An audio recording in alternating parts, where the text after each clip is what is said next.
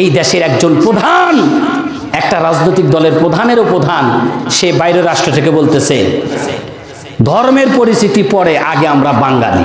নাউজুবিল্লাহ বলেন, চলবে? এটা বললে ঈমান থাকবে? বলতেছে ধর্মের পরিচয় পরে, আমার আগে পরিচয়, আমি হলাম বাঙালি। নাউজুবিল্লাহ বলেন। এই কথা বলতে দেরি, কিন্তু ঈমান তার কাছ থেকে দূরে চলে যেতে দেরি হয় নাই। যতক্ষণ পর্যন্ত তওবা না করবে ততক্ষণ পর্যন্ত সে আর মুসলমান থাকতে পারবে না। কারণ আমাদের সবচেয়ে বড় পরিচয় হলো আমরা হলো মুসলিম। কথা বলেন ঠিক কিনা? আর আপনি বলতেছেন বাঙালি। কিসের বাঙালি? আমার পরিচয় আমি মুসলিম। আমার যে কোনো ভাষা হতে পারে। আমি যখন সৌদি আরবে থাকবো তখন আরবি ভাষায় কথা বলবো, যখন বাংলায় থাকবো তখন বাংলা ভাষায় কথা বলবো।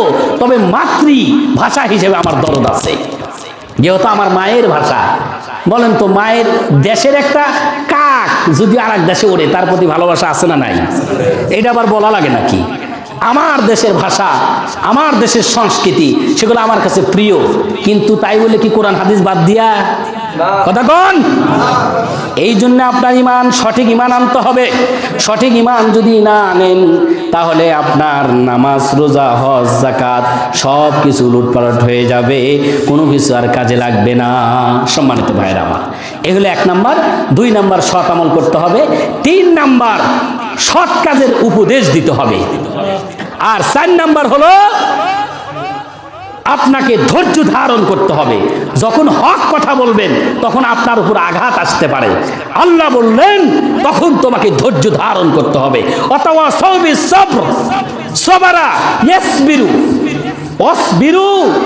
আল্লাহ বলেছেন তোমরা ধৈর্য ধারণ করবে। এই 4টি কাজ যারা করবে তারা কি ক্ষতিগ্রস্তের মধ্যে নাই? আল্লাহ পাক আমাদেরকে ক্ষতিগ্রস্তের মধ্যে না রাখুক, বলেন আল্লাহুম্মা আমিন। আল্লাহ পাক আমাদেরকে ইসলামী রাজনীতি